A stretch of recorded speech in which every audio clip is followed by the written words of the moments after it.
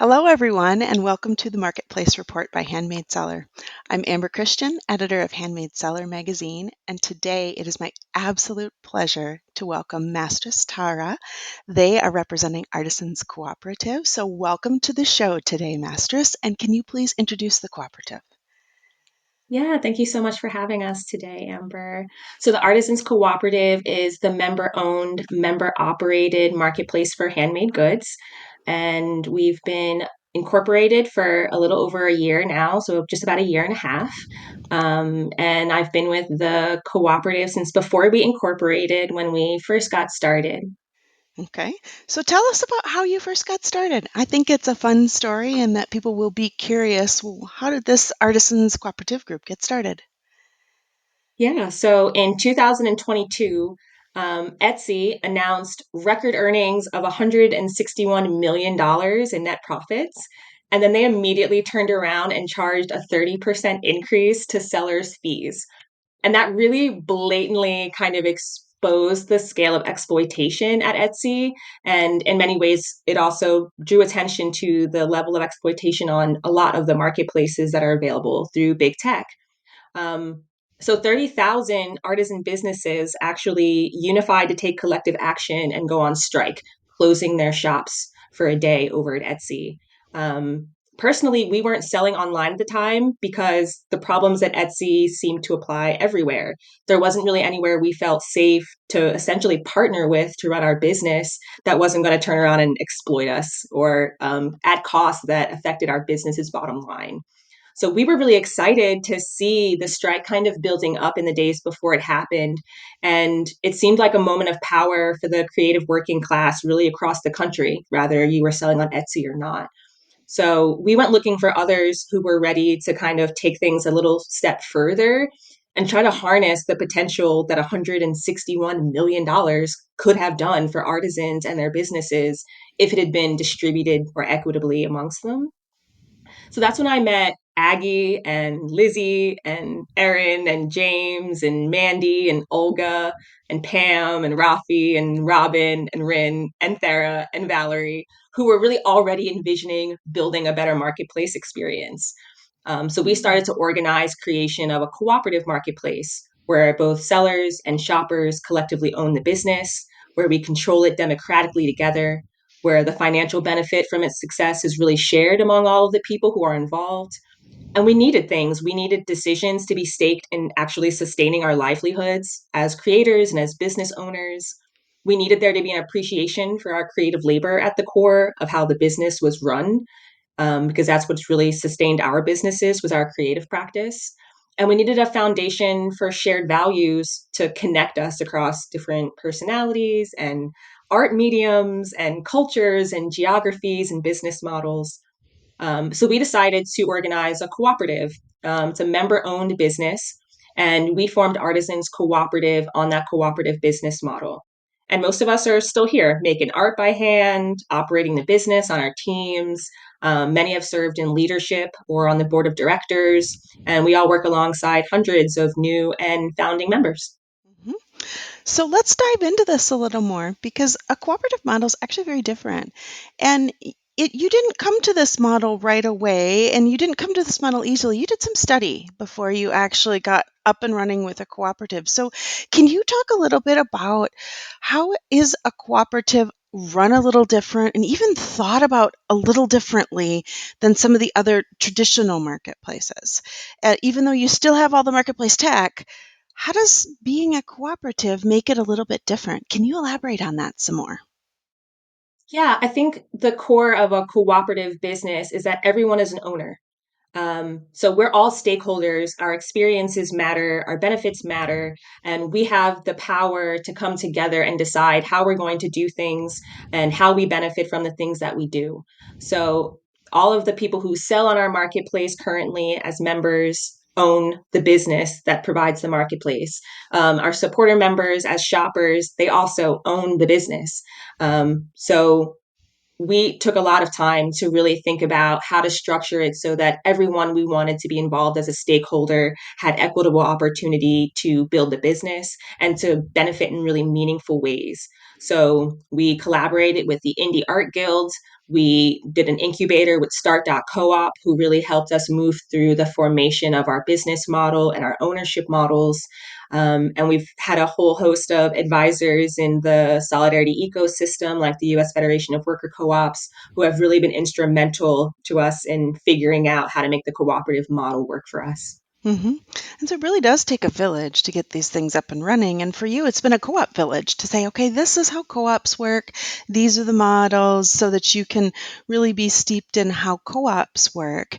So now, as you got started, now you have the marketplace piece of it along with that.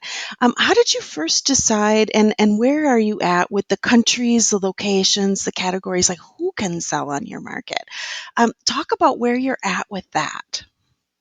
Yeah, so right now, all goods that qualify as handmade, and we have a human verification process for the creative practice. So artisans who sell on our platform can sell handmade goods, whether they're physical or digital. And as long as they can be legally sold, shipped, or downloaded in the United States or Canada, they're eligible to be sold on our cooperative marketplace. Our membership actually extends further than the marketplace can sell to. We actually have members in 16 additional countries besides the USA and Canada, like Drifting Spirits in France, Oralis Creations in Ireland, Stone Clover in Switzerland. We even have members in several countries of Africa.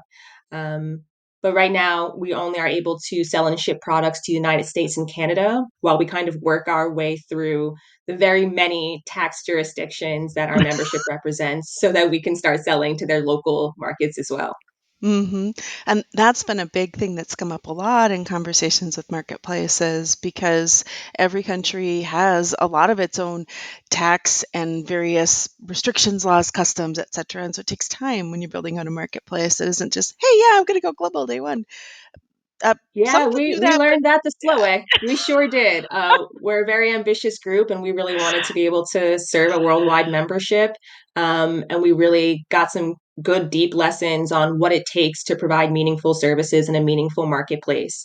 So we're actually right Hmm. now in the process of developing an international team of our members who represent countries that are not able to be sold to right now, to help guide us in figuring out which tax jurisdictions to prioritize, to connect us to local resources to help us learn how to be compliant, as well as to make decisions about what kind of contractors or other services that we use to come into compliance. Hmm. Yeah, so you're starting with kind of that first team, and that's interesting that you're adding so this international team that will help with all of this as you continue to work on growing because you only have so many resources and so much time because you're all running your businesses too on top of it. So it sounds like from what you've described, it's more of a general marketplace. It's if it can be sold and it's handmade, it meets our criteria, then game on. Is that a fair statement? Okay. Absolutely. As a marketplace, if it's handmade, it's welcome. Hmm. And I think the beauty of that is that the products on our marketplace can get real niche, and they can cover lots of niches. And if you don't see your niche on our marketplace, then you should become a member because we want to build that out with you. Um, so you can get really cool stuff. You can get wool felted soap bars that exfoliate without slipping. You can get crochet sea slugs. You can get grind rings for intimate stimulation. You can get pride jellyfish earrings, cosplay inspired hoodies. You can get a sticker of a chibi Xandor crying over spilled milk. Like you can really find such an amazing collection of like really specific niche handmade one of a kind items on the marketplace because we don't place a lot of restrictions.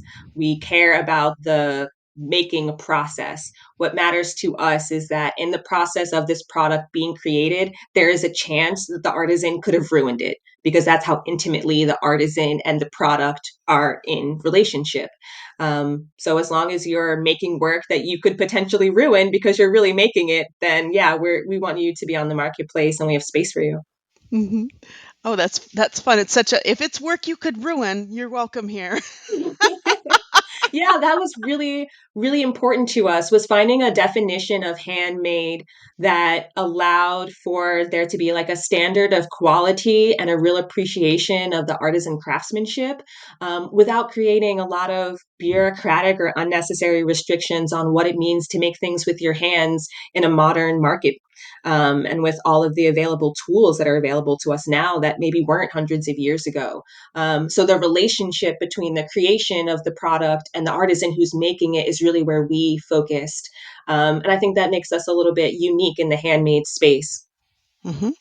So you had talked about the US and Canada. Does that mean sellers from the US and Canada or shipping to the US and Canada? Can the sellers come Shipping. from just Sellers can shipping? come from any countries as Ah, long as the products can be sold and shipped or downloaded to the United States and Canada. You're welcome to okay. sell in the marketplace. Right now, we aren't able to facilitate sales or shipping outside of those countries, and that's what the international team is going to help us do. Okay. Okay. So then now can you share a little bit more about the journey from when you first started because you're wrapping up your beta test, right? You've spent kind of the last year or so in beta testing. Have you officially come out of your beta test? No, we're really in an exciting phase actually of the beta test. It takes a very lot and long time to hand make art, and Mhm. really creating the marketplace of our dreams is really no different. It's a big project and we're still in the early stages of it. Our first year together really focused on our relationships. So we were developing our Discord community, communicating our progress through our blog, and kind of moving through the formation of our actual business. So we have a pretty robust server now and a blog, and are beginning to really deepen the relationship building capacities of our newsletters and our member emails.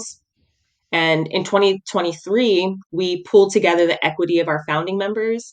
And after less than like 6 months of being incorporated, we launched a members only phase of beta testing. And that's the phase that we're in right now. We have been since last October. So we're just over a year into it. Um, at this point, we're able to offer 4,000 products from about 20 categories, and about 5% of those products the artisans have chosen to put on sale at any given time. Um, our interfaces for listing products and shipping and managing orders is not flashy yet. It's Mhm. very functional and kind of bare bones. Our features are really foundational. Mhm. And the experience of our sellers in that environment is already informing the design for the future evolutions of the marketplace. But at the moment, we're really excited to be moving towards opening the marketplace to public sellers. Right now, only members are able to have shops and sell on our marketplace, even though anybody can buy. Mhm. Um, and so, as part of that, we have a couple of hundred people on a wait list who chose not to join us as a member, but who were interested in selling on our marketplace. And we've just started sending out invitations to that wait list to invite non members onto our platform to open up shop and to help us prepare to invite the general public to sell on the marketplace. Mhm. So it's a very exciting time. And so this is a little different where normally with tech projects and other things, someone's in beta test only as long as they have to be, and then they get out real quick and then they go live. That's a kind of a traditional tech model. But you've intentionally slowed the process down and you spent a solid year working out the kinks, which I think is actually really interesting because if you think about marketplaces and the way people buy, they're not in there shopping all the time. There's seasonal things, or they're looking for certain kinds of things, and I have to have the right perfect storm of different things for the sellers and the buyers and everything to meet. And so the fact that you've been really intentional, I think, is interesting and said, no, we're going to be really careful about this and try and make sure we're ready because once you open the floodgates and everybody can come in, you really need to feel like you're ready or at least know where things don't work because there might be some things that still don't quite work and situations that maybe don't quite work. Be like, oh, yeah, you did that. Oh, that's a little ugly. But you need that time to figure all that out as you get Yeah, I think ready. something that makes us really unique is, again, we're member operated. So the people who own the business are operating the business. They are responding to emails and they are sending out payouts and they are processing sales, and like these are the people, the same people who are making products that are selling on the marketplace. These are the same people who are shopping on our marketplace. We're doing all of the day-to-day operations together ourselves. And for us, that going back to like that, the values and really appreciating us as like creative beings and as creative laborers, it was really important to us to not exploit ourselves, to figure out how to run the Mhm. marketplace in a Mhm. way that was sustainable for us as workers. It was important for us to really understand that when we opened or closed rather the beta test and opened the marketplace, that we had already planned on what the next iteration of was, so that we're never kind of like staying in a stagnant state, and we're able to really respond in a meaningful way to the things that the members share about their experiences. And so this time where it was only our members was really precious, for us to be in like deep relationship and deep listening, and to be able to, yeah, work through the kinks of figuring out how to run a thing together while also running a business, while also making art, while also working online with like people from around the world. So yeah, we're moving a little bit slower, and I think that that makes sense when we're really trying to build something handmade and of quality that's going to stick around a long time. Um, our members chose not to outsource. So right now we haven't like hired other people or outsourced our work to other companies for pennies on the dollar. We chose to bootstrap, so we don't have any capital investors who are throwing money at problems and telling us how we have to solve them. We're really figuring it out all together, day by day, step by step. And it's met a lot of hours of people's labor and time and expertise and stress and strain, and Yeah. we really wanted to like honor that by moving at a pace of trust rather than kind of trying to rush to production, because that's so much of the problem that we see in a lot of the big tech marketplaces that put the productivity and the profit over the people and the human processes behind it. Mhm. So now, if when you first launched at the very beginning of your beta test, what kinds of things have you added since that very beginning? Because someone that might have gotten on the wait list then might have had a little bit of an idea how it was going to work then. But for new folks that may have had a sense of where it was when you first started, can you talk a little bit about the journey of some of the kinds of things you've been working on and ironing out in this last year of this beta test? A lot of it has been ironing out the processes around our existing features. So, working on our search results, making it easier to manage and list products, making it easier for you to manage your orders, figuring out all of the technological kinks around trying to have multi vendor checkouts. So, being able to buy multiple items from different businesses all in one order. It made sense to us, but not all of the systems that we work with expect things to operate like that. So it's been a lot of exploring the limitations of the tools we're working on and figuring out what we need next, and then working with our tools to improve that seller experience the best that we can. Um, so we haven't really had a lot of feature improvements, but a lot of the processes around it have improved and have gotten a little bit more refined. And some of it are limitations. You know, some of the things we'd really like to do and that we hear members really wanting to do, we're going to have to do some overhauls and introduce some new technology to like get to the next step. And that's been both encouraging and challenging. It's really encouraged us to stay committed to something that's hand built and run by us. Um, and also, it's been challenging to kind of work within the tools that we have right now. Mhm. And I think that's a common thing, the multi-vendor checkout. Mhm. Yep. That's a very common thing where to a consumer they think, "Oh, it's just easy." Actually, no, it's really not. Surprisingly, there's a lot of because you have the different sets of relationships. It's not there's one customer, but there's several people and all the notifications and everything they have to receive. And there is surprisingly more to it, and then dealing with shipping and all of the other things. And so there is actually, when you bring that up, I think, oh, yeah, Yeah. Yeah. there's a lot So some to of the that. things that we have been able to do is like we have a really great Shopify integration for members who already have Shopify shops. It's really easy to have those products be available on Artisans Cooperative. If you have your own website or there are other places, being able to like move those listings over, we are able to do some of that. Um, yeah, it's a lot of the, like I said, we have a pretty basic feature set right now. And we've been really listening, deepening about how we need to make evolutions to be able to serve kind of the niche set of relationships that we do have. Hmm. So now, how do the fee structures work? Because you started with this initial set of folks that joined with the member that basically have a stake in the co-op. Can you talk about how some of the different fee structures work with the different membership tiers, and particularly given that you have this new membership set of folks that are coming online? So, can you speak to that a little bit more? Sure. We kept our fee structure super simple because we find that far too often our handmade businesses are met with like an unpredictable death by 1,000 fees. You just like charged a fee for everything at every turn. So we have no shop registration fees. Doesn't cost you anything to open business on our marketplace. We have no listing fees, so it doesn't cost you if you're selling one product versus 100 products. We have no subscription fees, and we have no annual membership dues. What we have is a one-time membership buy-in that you can pay over time, and then we have non-cash equity options. And we split the cost of payment processing fees with everyone who sells on our marketplace, so that when it comes to the real cost of like doing small business, we're like in deep and material solidarity with our sellers. So we make sure it really pays to be a member. Anyone can get started with $10 just to join to start. Um, Artisan members pay a flat 8% commission fee, and they can receive profit dividends after $1,000 or hours of contributions to the co op. And our supporters very generously pay a 9.5 commission fee when they choose to sell items, and they can receive profit dividends after $100 or hours of contributions to the co op. And contributions could mean you sold products that counts towards your membership buy-in. It could be you bought products that counts towards your membership buy-in.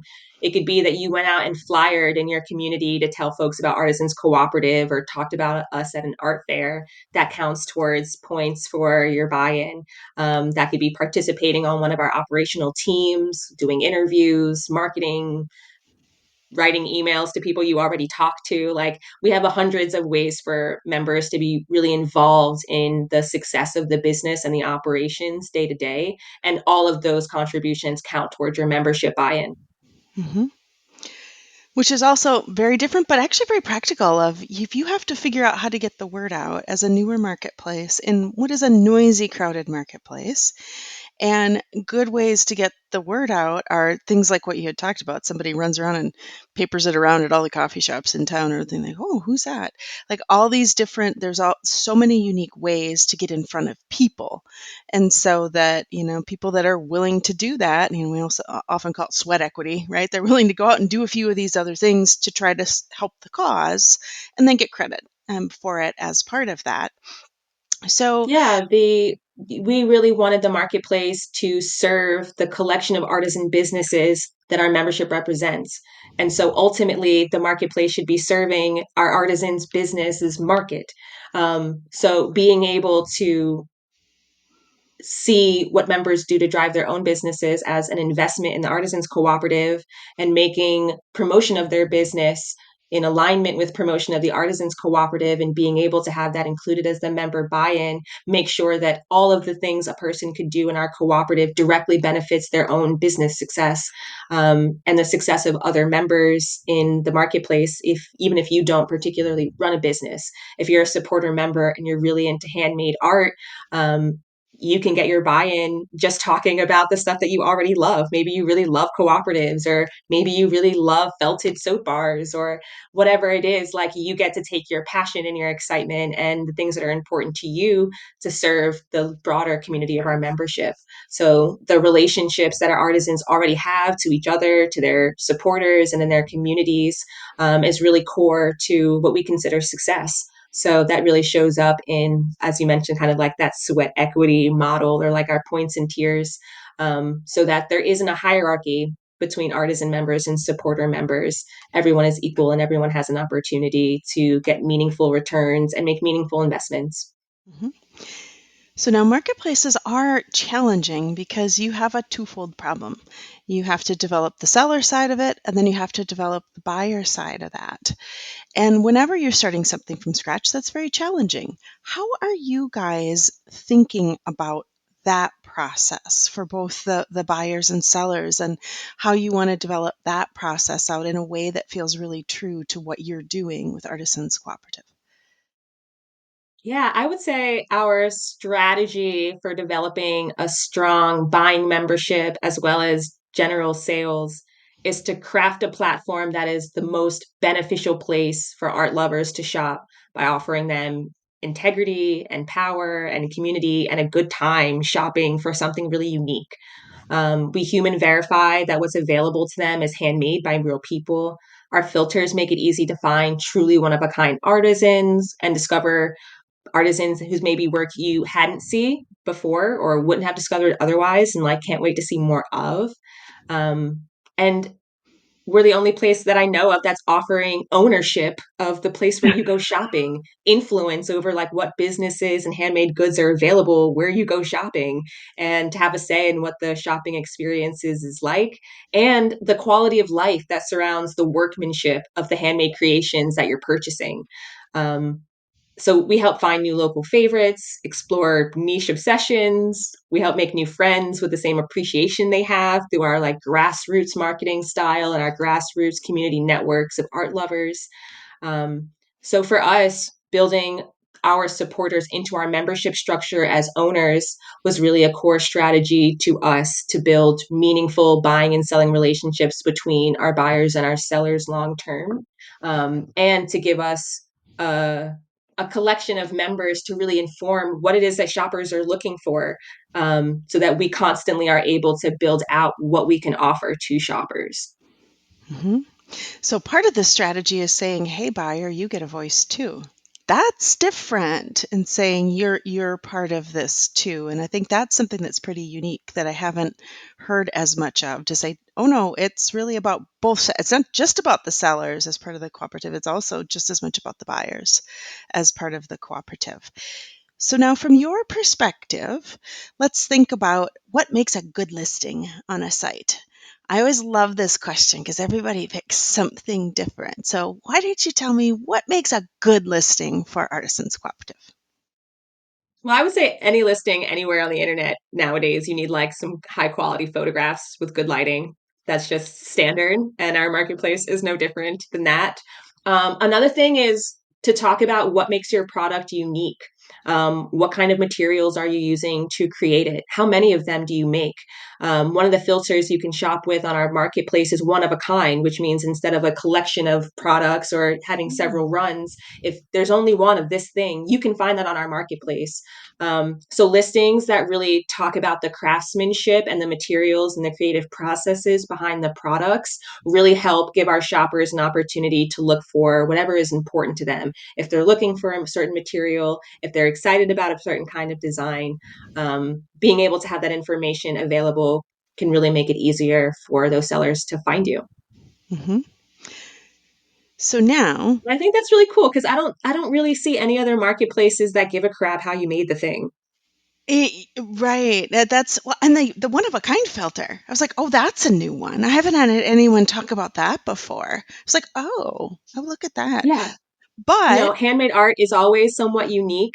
And I think it's always a challenge to businesses to create enough of an inventory to really sustain their businesses. mhm. Um, and we don't want to create a coercion for people to just keep repeating making the same things over and over again. We really wanted for you to have an opportunity to explore whatever is important to you as a maker, and to have an opportunity to sell unique products that maybe are a little bit different than what you normally sell, and not have that work against you, but perhaps like really work in your favor.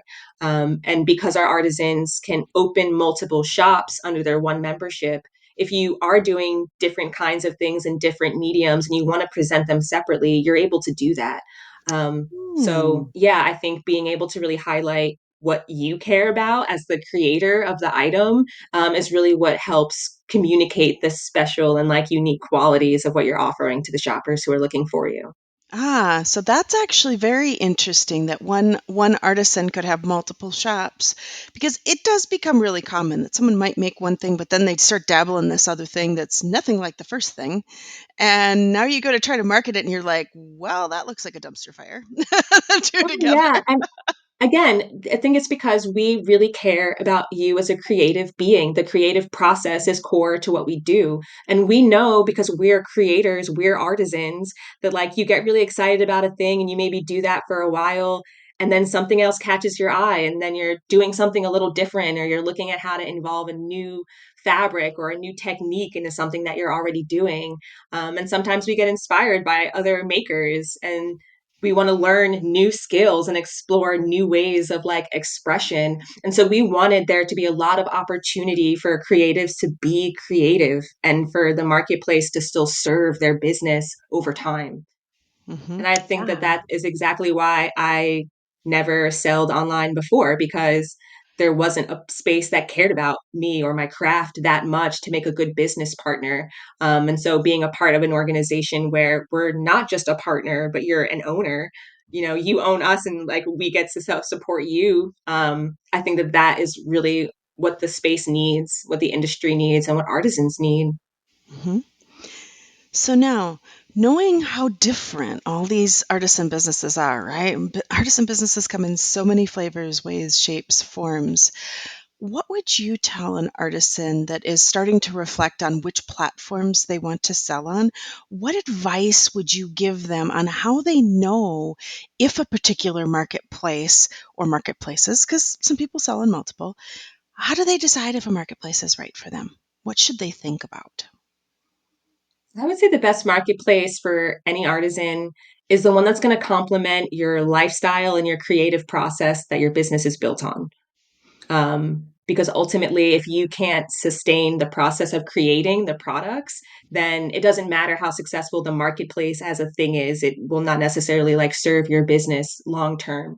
So if a platform is too expensive or too complicated or is wanting you to be more competitive than you want, or it's too stressful for you to be able to even make art, then even the sales it's going to return you become less sustainable over time.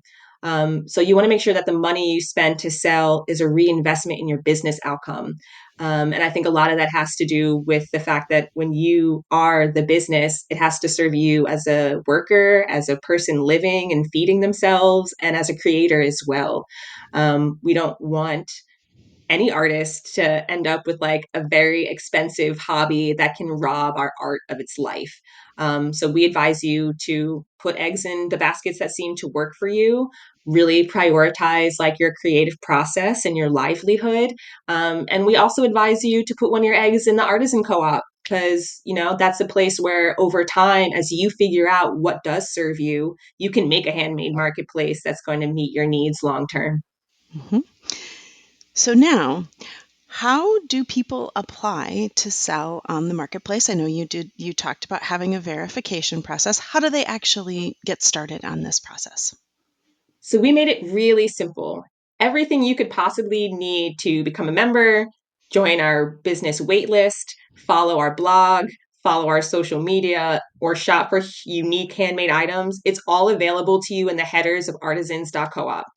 So we really created a one-stop shop location for you to not only explore a relationship with the Artisans Cooperative, but to educate yourself on what that relationship could look like and to get started. Mhm. So now the fun part. What is, again, knowing it's subjective, I know it's like picking a favorite child for some people or whatever, and everyone loves everything, but for you subjectively, what's the coolest thing you've ever seen sold on Artisans Cooperative? I appreciate you saying it's subjective, because I do think cool is very subjective. I think one of the coolest things I've seen on the marketplace that's available for sale is a signet ring that's also a password manager. It's really neat. It's open sourced, and it's like this really beautiful piece of jewelry. But then it also will plug into your devices and offer all the passwords for you to like log into your platforms. And I think it's just really cool because like I love functional artware. I really like art that like serves a meaningful purpose. I really like that it gives you opportunities for data control in like a very physical and almost low tech way, that makes like data security really accessible but also stylish. And I would probably lose any other kind of physical password manager that I couldn't physically literally wear on my body. So that's one of the coolest things that I've seen. I just think it's like really, really neat and like very practical, but also very pretty. And then the other thing I've seen that I think is really cool is a custom Morse code text tone. So you can actually have someone make you a Morse code notification for your devices to help you learn Morse code through like practical daily use. And it's a really creative and unique offering. It gives you a real sense of like how the artisan themselves moves throughout the world. It's Huh. also probably the only way we would learn Morse code is by like using it in a regular daily kind of way. And it's just so unique. It's so niche. And I really love that like we're a place that can hold that and like honor that. So those are the two like coolest things I think I've seen on the marketplace. And as you can tell, I'm a little bit of a tech geek, and I really like practical art. Yeah. Oh, that's really fun. Everyone has such wildly different answers, and it is so encouraging to see all these really unique and really different and often kind of crossing mediums things come together. It's just really fun to ask that question because I always learn about the coolest things that I have to go check out later. Yeah, Oh, yeah. There's a okay. lot of amazing progress, but when I think about cool, yeah, the Signet password manager ring came to mind several times. Absolutely. So now, how do people follow you on all the socials so that they know kind of what are some of your handles? We talked about the website, but how do people actually follow you on the socials? Yeah, so we're at Artisans Co-op. We're on Instagram. We're on Mastodon. I believe we're also on Facebook. And we have a Discord server, which is probably our best social platform. That's where, as a member, you can get really involved with the day-to-day stuff and a lot of the progress reports that come out before they're sent out to newsletters. If you're not a member, it's just a really great community to see what other people are doing and have other artisans to ask questions about your business or to learn about your craft or just to showcase what you're doing. So yeah, we'd love to have people join us on our Instagram, Discord, Mastodon, or Facebook. Mhm. All right, wonderful. Well, thank you so much for joining us today, Masters. This has been incredibly fun just to learn more about what's happening and the development. I've been following this one for a while and we're scheduling and lining everything up. So it's really exciting to be able to share this, especially as you get closer to your main launch and bringing people in from the wait list. So thank you so much for joining us today.